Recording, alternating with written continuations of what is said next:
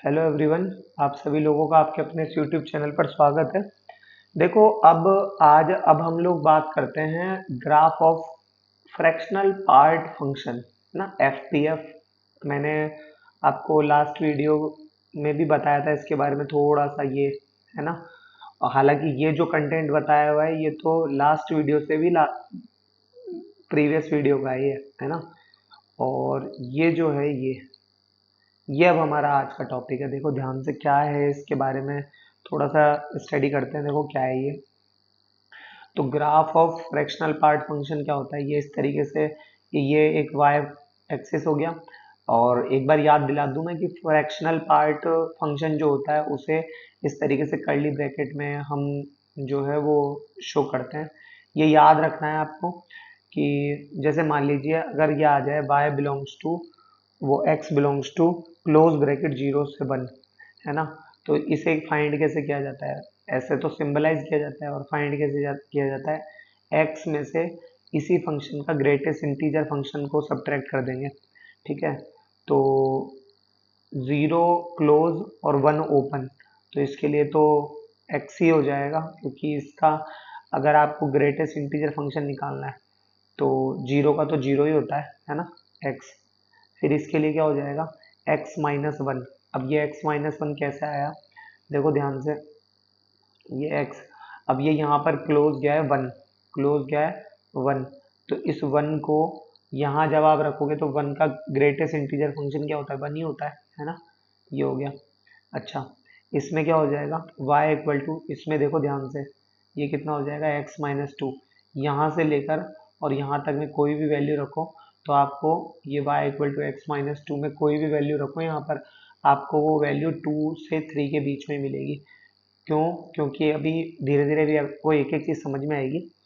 बताता हूँ देखो। तो ये हो जाएगा क्या, x-3, है ना। क्या हो जाएगा, x-3। इसको मैं थोड़ा सा एक बार साइड में कर देता हूँ, है ना। तो ये यहाँ पे आ जाएगा। ठीक है। अच्छा, उसके बाद में देखो ये क्या हो जाएगा, y इक्वल टू, ये हो जाएगा x-3 आएगा क्या। ये 2 है तो x-2 आएगा ना इसमें, तो भाई इसे सब्ट्रैक्ट कर देते 2। अब ये यहाँ पर x, लेकिन यहाँ -1 है तो ये माइनस माइनस प्लस, तो ये हो जाएगा x+1। और ये क्या हो जाएगा, y इक्वल टू x+2। और ये क्या हो जाएगा, y इक्वल टू x+3। ठीक है ना। अच्छा, अब इसकी ज़रा डोमेन देख लेते हैं। तो फ्रैक्शनल पार्ट फंक्शन की जो डोमेन होती है वो यहाँ पर कोई भी रियल नंबर आप रख सकते हो। तो ये तो हो गई r, है ना। अच्छा, रेंज क्या होगी इसकी, देखो ध्यान से। रेंज रेंज क्या होगी, 0 तो क्लोज ब्रैकेट में, है ना, और 1 में ओपन ब्रैकेट। ये इसकी रेंज हो जाएगी। यहाँ से कोई भी आप यहाँ वैल्यू रखो, आपको 0 पे तो क्लोज है ही, और 1 से ज़्यादा आपको कोई वैल्यू नहीं मिलेगी। अब ये चीज़ आपको प्रॉपर्टीज़ में और अच्छे से क्लियर होगी। इसकी मिनिमम वैल्यू आपको पता है, ये देखो 0 क्लोज है तो ये तो 0 तो होएगा। और मैक्सिमम वैल्यू यहाँ पर कुछ मैक्सिमम तो कहा नहीं जा सकता, तो ये हो जाएगा does not exist, does not exist, है ना, अस्तित्व में नहीं है। ठीक है ना। अच्छा, तो अब हम बात करते हैं हमारी मोस्ट ऑफ इम्पोर्टेंट थिंग, क्या, properties of fractional part function, है ना। अच्छा, इसमें देखो ध्यान से क्या है ये। इसमें ये है कि कोई भी फ्रैक्शनल पार्ट फंक्शन की जो वैल्यू होगी, है ना, वो हमेशा और हमेशा 0 से तो बड़ी या उसके बराबर होगी, बट 1 से छोटी होगी, ये हमेशा याद रखना। ये मतलब इसमें आप जो कुछ भी इनपुट देते हो, जो कुछ भी इनपुट दो, जो कुछ भी इनपुट हो, आउटपुट हमेशा, आउटपुट हमेशा 0 और 1 के बीच होगा, 1 के बीच होगा। बस एक बात याद रखना, जीरो और वन के बीच में मीन्स इसको और क्लियर ये कह सकते हैं हम कि जीरो से के इक्वल भी हो सकता है वो, है ना। अच्छा, सेकंड थिंग क्या है कि कोई किसी भी इंटीजर का अगर आप फ्रैक्शनल पार्ट फंक्शन अगर आप निकालोगे तो वो हमेशा ज़ीरो आएगा। किसी भी इंटीजर का निकाल लो आपको, है ना। जैसे कि इंटीजर का तो आप ऐसे समझ लो जैसे कि अ, कोई भी इंटीजर रखो, मान लो 2357, है ना, और उसको 0.00, तो वो पॉइंट वाला जो पोर्शन होता है वो हमारा फ्रैक्शनल पार्ट फंक्शन कहलाता है, तो वो 0 0 हो गया। और भी इसके है आगे, देखो ध्यान से। थर्ड और क्या होती है इसकी, और एक ये होती है देखो कि ग्रेटेस्ट इंटीजर फंक्शन का अगर आप ग्रेटेस्ट इंटीजर फंक्शन का अगर आप फ्रैक्शनल पार्ट फंक्शन निकालते हो तो वो भी जीरो आता है, ठीक है। या फिर और अगर आप किसी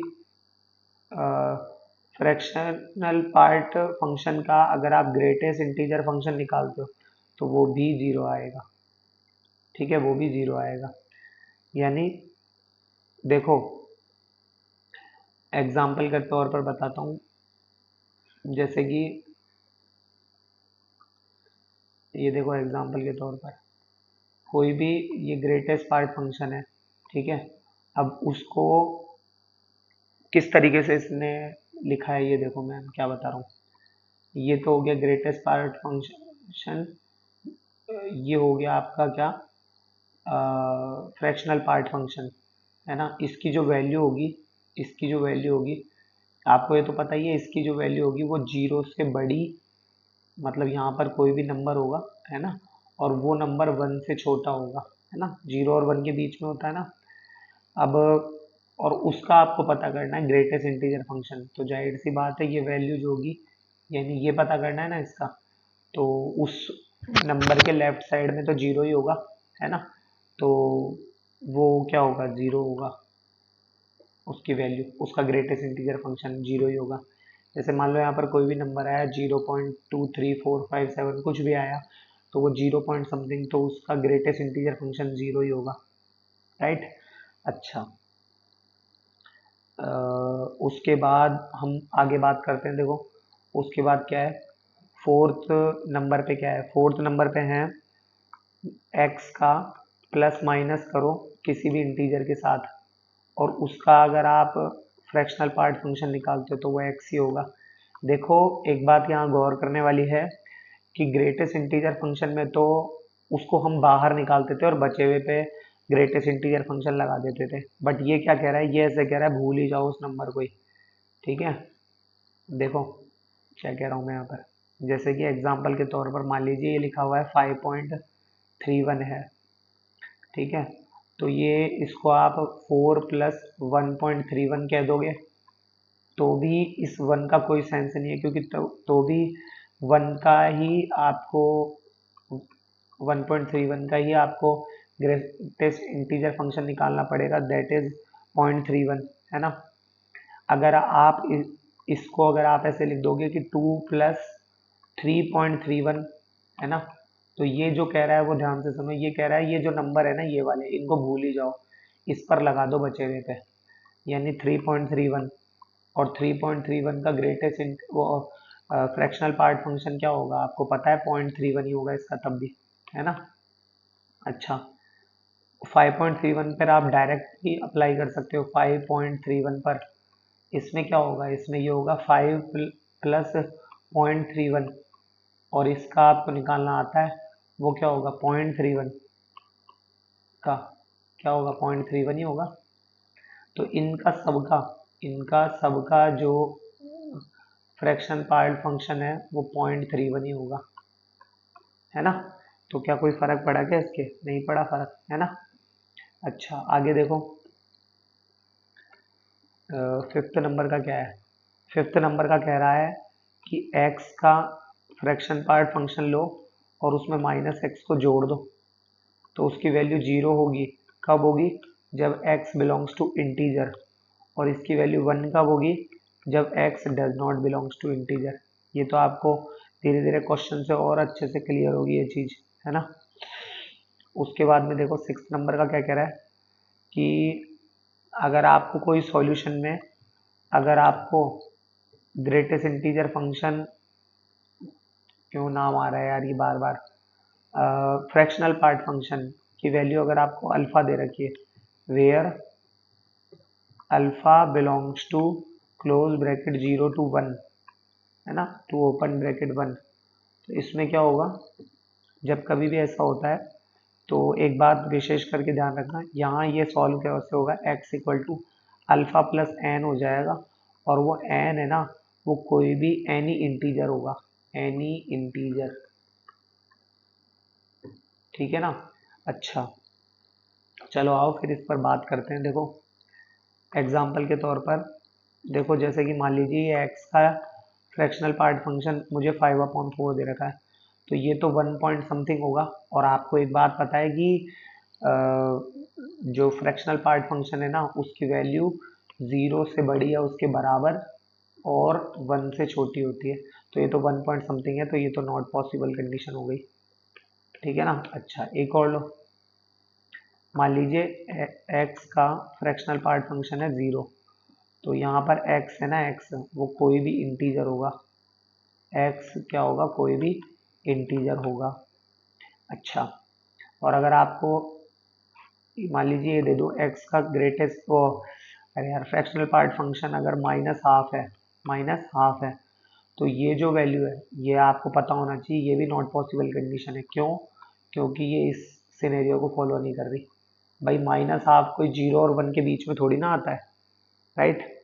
अच्छा तो ये जो 6th प्रॉपर्टी है, ये अल्फा प्लस एन वाली, जरा इस पर बात कर लेते हैं। देखो मान लीजिए आपको लीस्ट, अरे यार फ्रैक्शनल पार्ट फंक्शन अगर आपको x इक्वल टू 3/4 अगर आपको दिया हुआ है, क्या दिया हुआ है, 3/4, है ना, तो उसका क्या करना है, तो देखो मैं आपको बता दूं, ये अभी अभी मैंने आपको यहाँ बताया कि वैल्यू आएगी x equal to alpha plus n, और n यहाँ पर कोई भी इंटीजर है ना, तो ये हो गया x equal to 3/4 plus n, जहाँ पर n क्या है, एनी इंटीजर, एनी इंटीजर, है ना। अच्छा तो इंटीजर तो कुछ भी हो सकते हैं, देखो n इक्वल टू 0 भी हो सकता है, n इक्वल टू 1 भी हो सकता है, n इक्वल टू 2 भी हो सकता है, n इक्वल टू 3 भी हो सकता है। अच्छा क्या पॉजिटिव भी होंगे, नहीं जी नेगेटिव भी हो जाएंगे, n इक्वल टू -1 भी हो सकता है, और n इक्वल टू मान लो कुछ भी ले लो आप, -6 -7 कुछ भी ले लो, n इक्वल टू -6 भी हो सकता है। जरा रख के देखो, देखो n इक्वल टू 0 पे तो x इक्वल टू आपको 3/4 ही मिल जाएगा, n इक्वल टू 1 पे क्या होगा, 3/4 प्लस 1, तो 4 1 जा 4, 4 और 3 7/4, तो x इक्वल टू क्या हो जाएगा, 7/4 हो जाएगा। 2 रखो, 2 4 जा 8 और 3 11/4, तो x इक्वल टू क्या हो जाएगा, 11/4 हो जाएगा। 3 रखो, 3 4 जा 12 और 3 15, 15/4, x इक्वल टू 15/4 हो जाएगा। कोई भी नेगेटिव नंबर भी रख सकते हो आप, 3 - 4 that is -1, -1/4, x equal to -1/4 भी हो सकता है, ठीक है। -6 रखो, तो 3/4 -6, तो 3 माइनस 4 6 जा 24, 3 - 24 दैट इज -21, -21/4, -21/4, तो यहाँ पर ये जो n की जो वैल्यू है वो कोई भी इंटीजर हो सकती है यहाँ पर, ठीक है। अब इस पर बेस्ड आइए फिर एक क्वेश्चन पर बात कर लेते हैं। देखो तो इस पर क्वेश्चन क्या है, क्वेश्चन कह रहा है कि solve the value of x satisfying, solve the value of x satisfying, ठीक है ना, solve the value of x satisfying 7 fractional part function of x plus 3 -2 equal to 0, लिखा है where this F P F, यानी यहाँ ये F P F को दिखाता है, कोई दिक्कत नहीं है, दिखाता है तो अच्छी बात है। हम इसे सॉल्यूशन पे बात करेंगे तो देखो ये क्या हो जाएगा, 7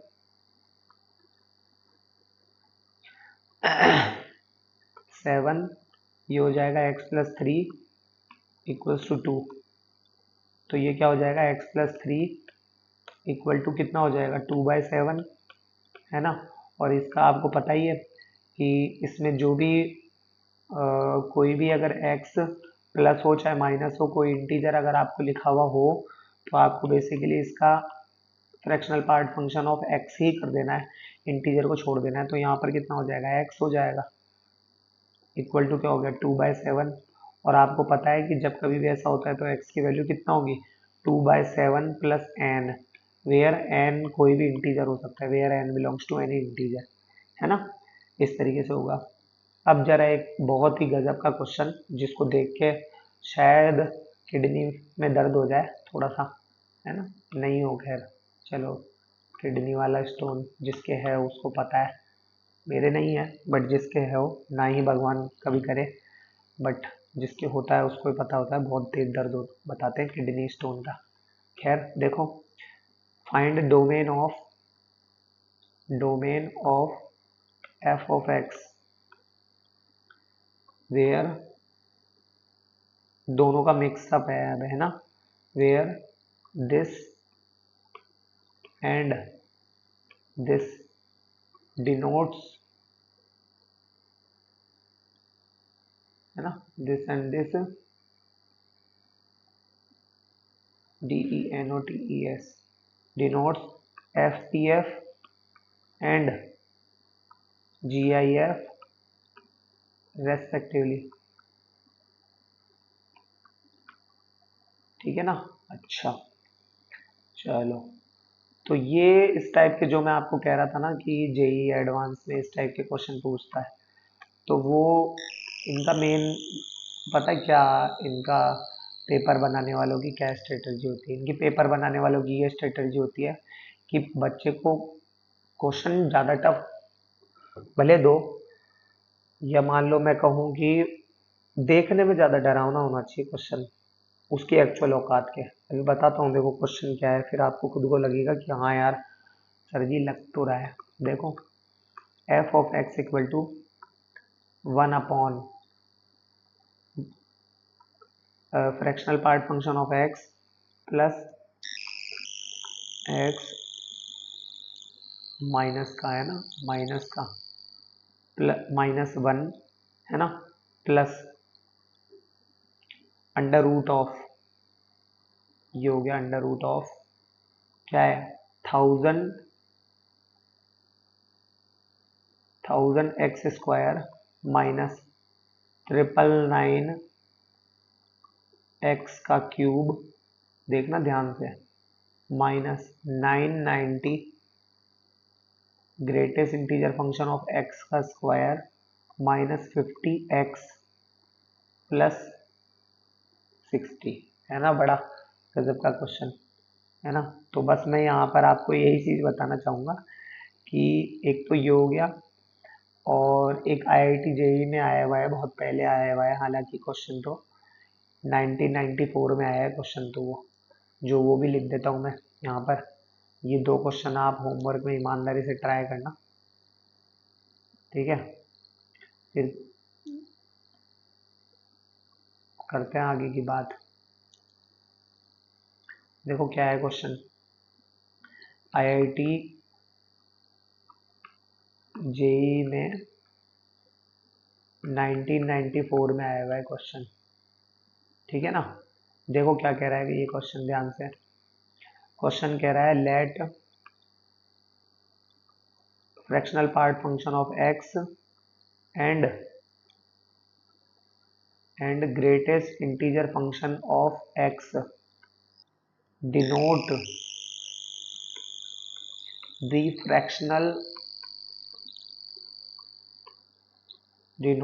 fractional and integral part of a real number x respectively.